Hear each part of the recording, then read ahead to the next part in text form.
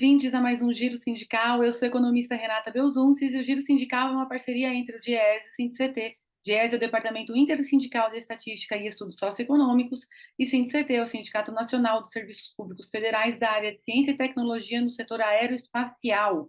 Este programa recebe mais uma vez a diretora adjunta do DIEESE, Patrícia Pellatieri, para que a gente possa fazer uma conversa sobre um tema que não sai do noticiário, embora ainda precise ser muito mais bem compreendido.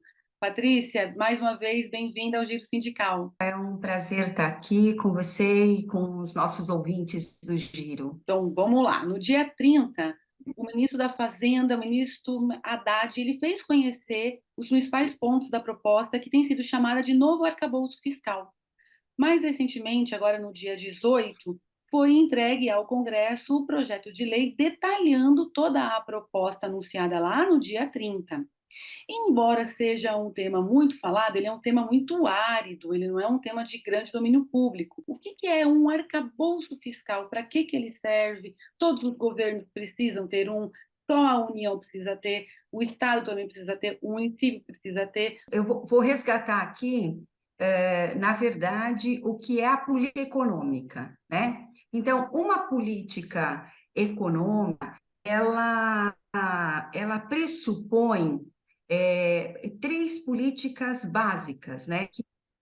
A política fiscal, que a gente aí pode vincular aí a esse arcabouço fiscal, que são os critérios, as definições, a administração do orçamento público, ou seja, das receitas e das despesas. Mas nós temos, em conjunto, a política fiscal, a política monetária, que é aquela que define a emissão do dinheiro, né, e equilibra o sistema financeiro, enfim, que ela tem um peso enorme na inflação e na definição da taxa de juros. Quero lembrar aqui que a política monetária não está nas mãos do governo, e nós vamos ver que isto é um problema, inclusive para os resultados da proposta da política fiscal.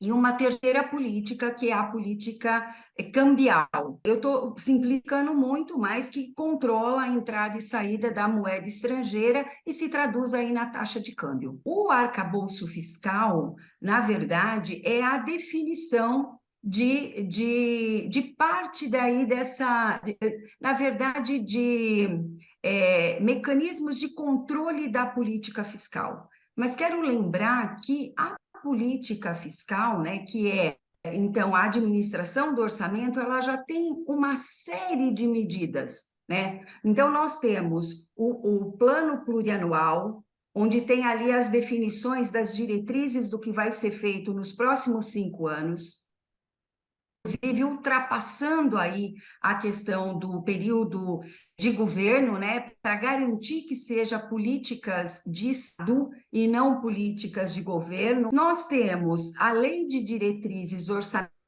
que tem que dialogar com essa política definida para 5 anos de mais longo prazo, né, que é o PPA.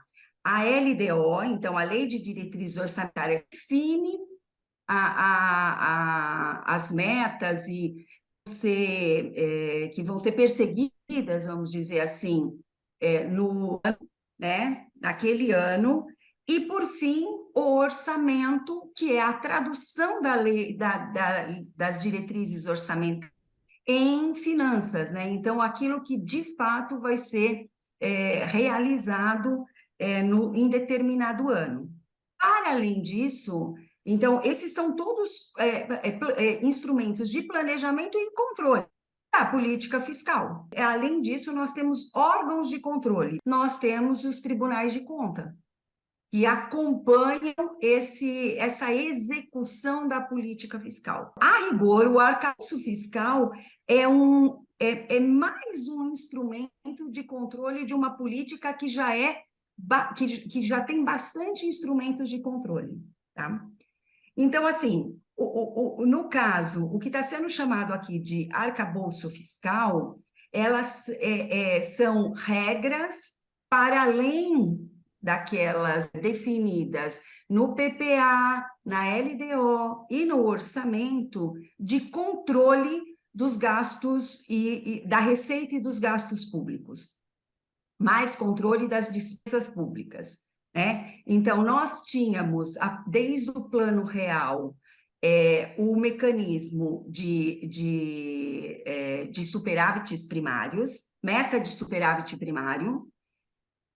Em 2016, tivemos a aprovação do teto de gastos, que também não é à toa que ele chama teto de gastos, que é o limite bastante rigoroso das despesas, e agora a substituição, então, desses mecanismos por esse chamado arcabouço fiscal que está sendo apresentado, que combina aí uma série de mecanismos, um superávit e um pouco do teto de gastos. Esse arcabouço apresentado, ele vem substituir o teto de gastos. O teto congelava por 20 anos, tendo a possibilidade de ser revisto depois de 10 anos, podendo somente ser feita a correção inflacionária.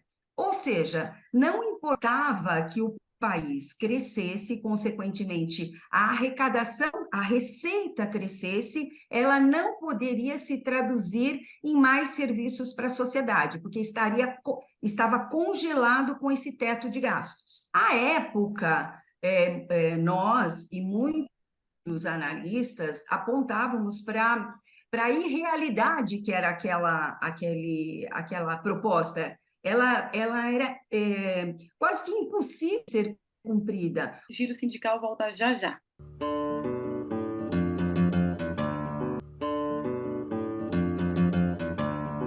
O Giro Sindical está de volta e este programa recebe a diretora adjunta do Diese, Patrícia Pellatieri, e nós estamos conversando sobre a nova proposta do governo para a política fiscal, o novo arcabouço fiscal. E uma parte muito relevante dos gastos públicos nunca estão sob controle, que é o gasto com a dívida.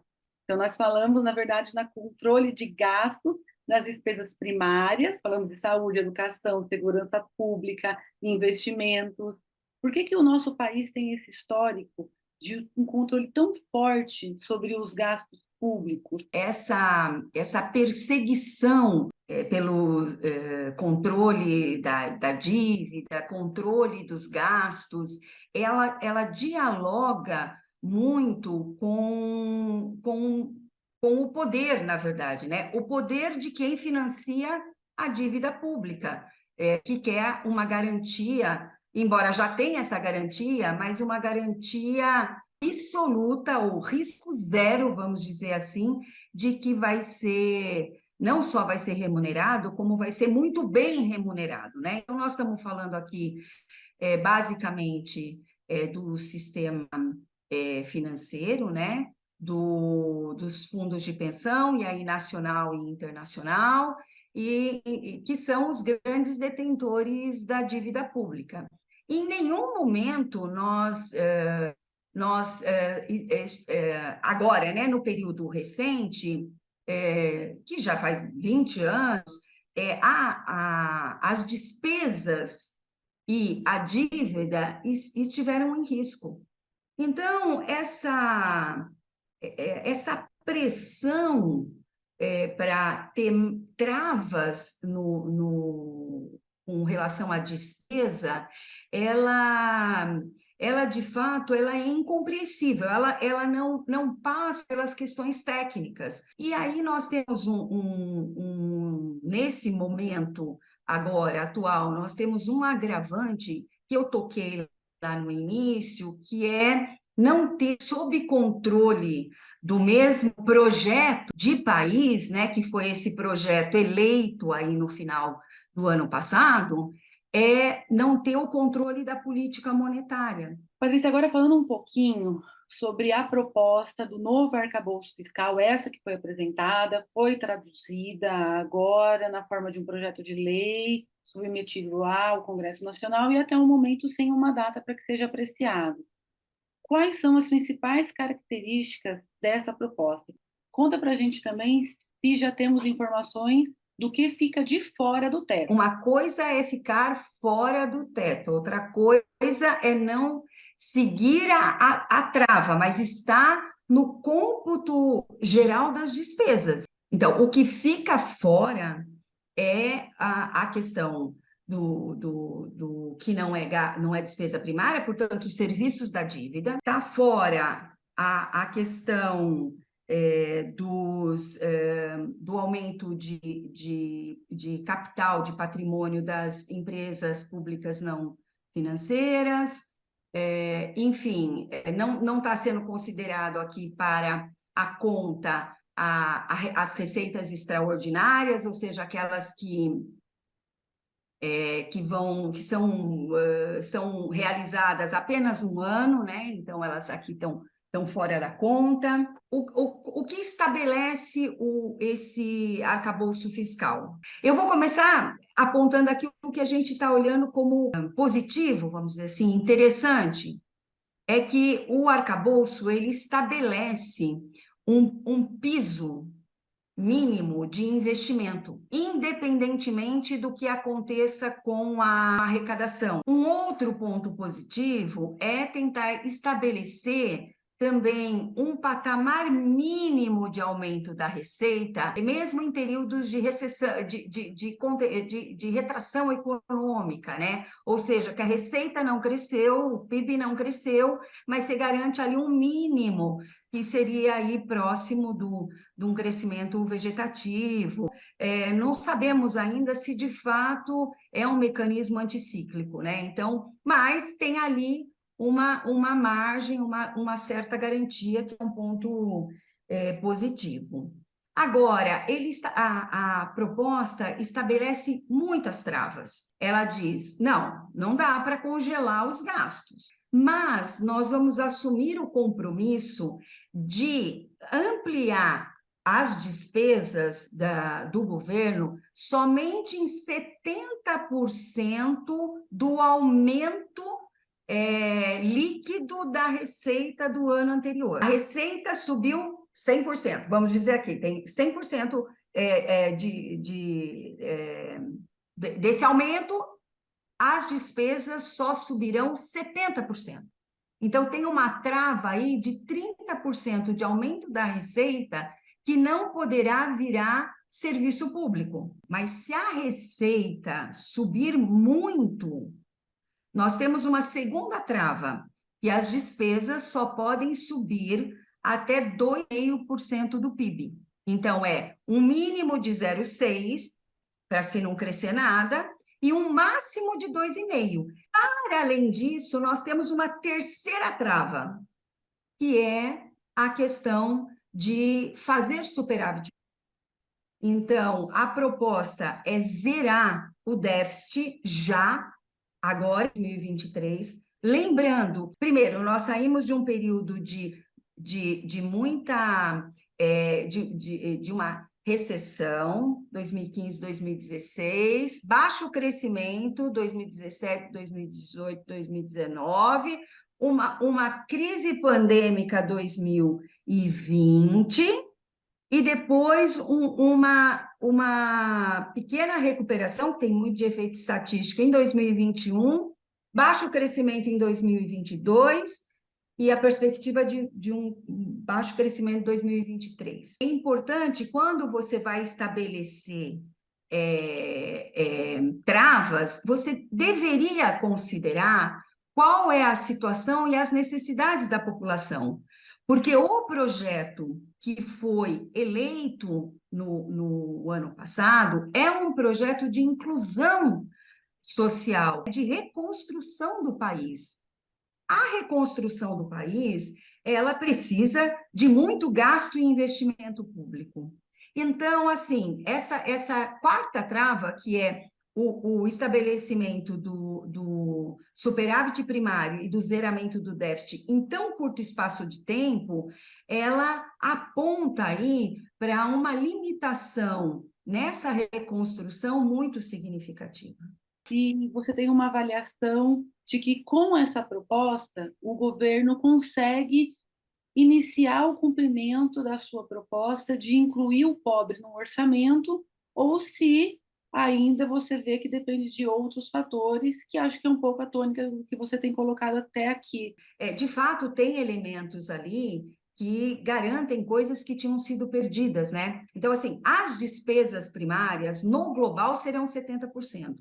Dentro desses 70% está garantido aí a questão do cumprimento constitucional dos gastos com educação e saúde, enfim, o piso da enfermagem está dentro disso também. Agora, também está lá, tem lá projetado, ou pelo menos eles dizem que cabe o Bolsa Família, conforme prometido e já sendo executado. A gente imagina que tudo isso esteja dentro aí dessas projeções, que a gente não tem a dimensão do todo, né? Enfim, de todos os elementos que foram trabalhados ali, os cenários que foram trabalhados. A gente sempre discute que, para além dessa meta fiscal, nós deveríamos ter aí a meta de emprego, a meta de crescimento econômico. Essas metas deveriam estar postas para que as políticas, né, ou a política econômica, compreendendo essas três principais políticas, elas perseguissem essas metas todas, combinadamente. Agora, o que nós vemos é que essa meta de crescimento, de geração de emprego, de inclusão social, ela acaba subordinada ao que é possível a partir dessas travas da meta financeira. Dificilmente haverá no Congresso uma expansão, vamos dizer, desses limites, que seria necessário. Essa disputa teria que ser feita pela sociedade organizada, pela sociedade de uma maneira geral, mas assim, com seus movimentos organizados, né? Então, o movimento sindical, os movimentos populares, nós deveríamos, de verdade, estar na rua pressionando o Congresso para incluir as metas sociais e de crescimento nesse arcabouço. E mesmo o governo, né, e essa proposta vem reflete essa composição, ele é um governo que teve que fazer um amplo arco de alianças para ser eleito. E dentro desse arco tem, inclusive, os defensores aí, não sei se dá para chamar assim, tem os defensores de um liberalismo maior, né? Então, não é à toa que a Fazenda vem falando em fomentar o investimento privado, né? E por isso que baixar a taxa de juros seria tão importante para dar certo essa política fiscal. Porque se não vai ter um investimento público tão robusto, né, para alavancar o crescimento, ele tem que vir da iniciativa privada. E aí, de novo, precisa dessa combinação das políticas, né? A manter essa taxa de 13,75, essa taxa de juros de 13,75 até novembro, isso vai significar uma saída de 110 bilhões a mais do orçamento público para pagar o serviço, só para pagar a dívida. Giro Sindical volta já.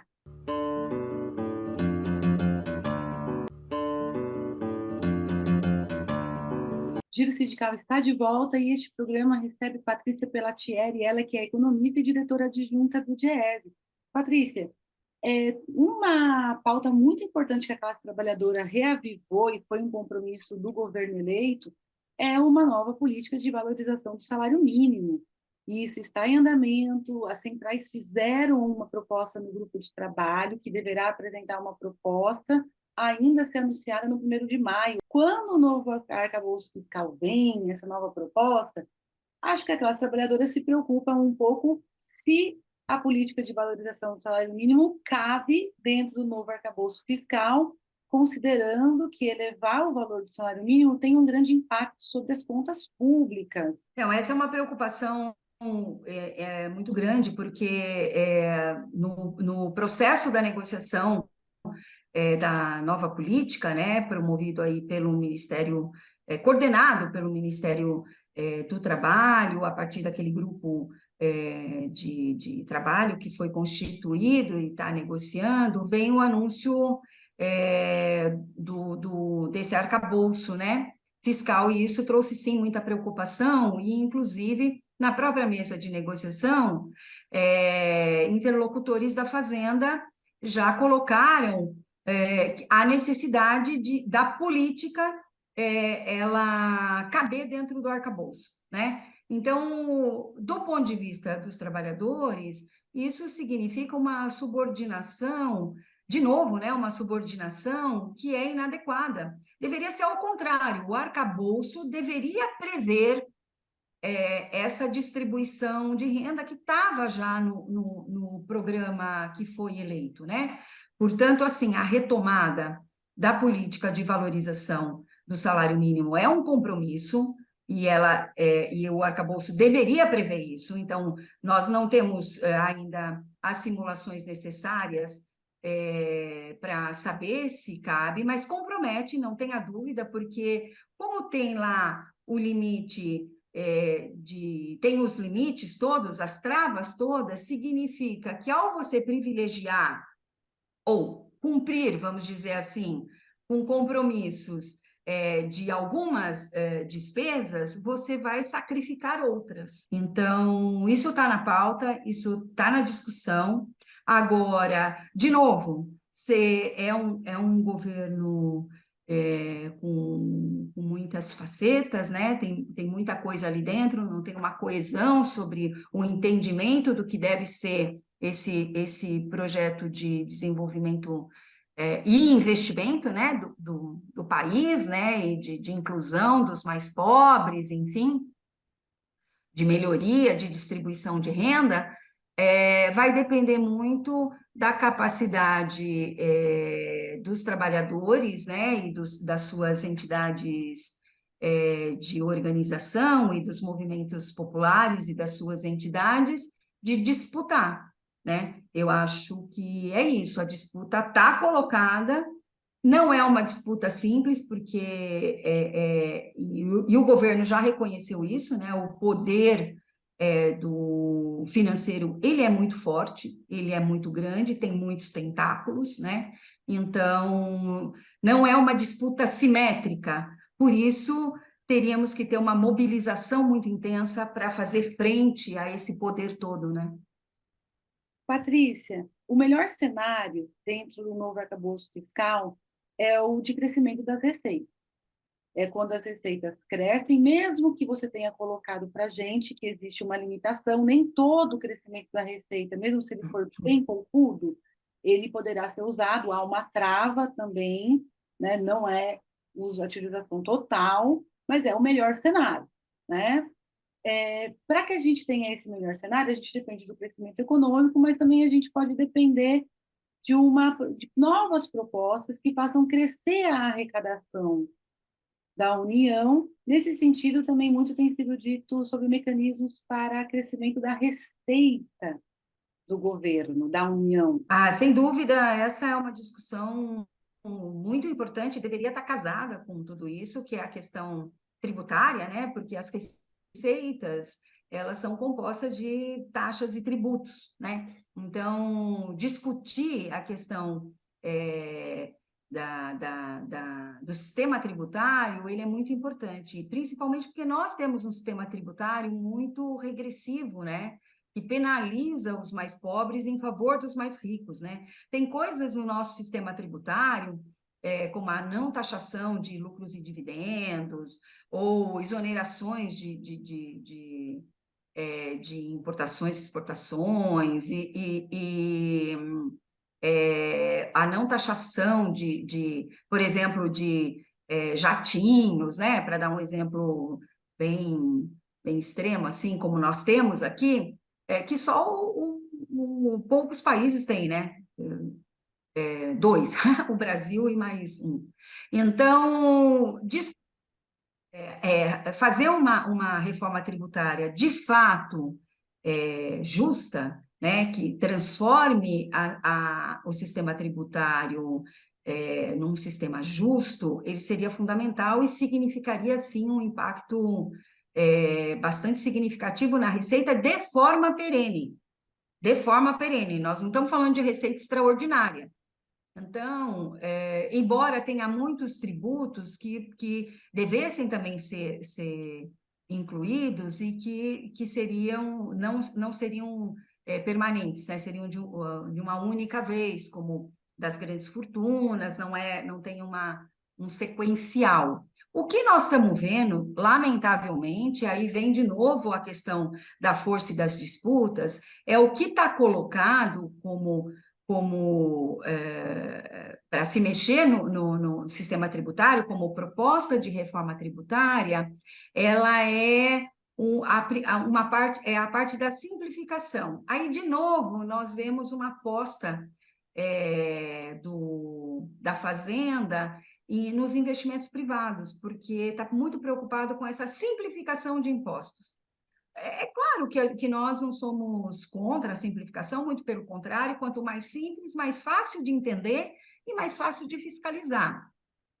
Mas isso é periférico para as necessidades do trabalhador, entende? O que nós precisamos é ter uma mudança desonerando aí os impostos indiretos, aqueles que vão na alimentação, que é igual para todo mundo, que é o maior peso, e uma taxação maior aí da renda e do patrimônio. É disso que se trata. Isso sim, de fato, fará diferença na arrecadação e transformará o sistema tributário naquilo que é o seu princípio básico, que é levar em consideração a capacidade contributiva, torná-lo progressivo. Quem tem mais capacidade produtiva tem que contribuir com mais. Patrícia, muito obrigada por mais essa colaboração aqui, por mais essa ajuda para todos nós, e seguimos juntas.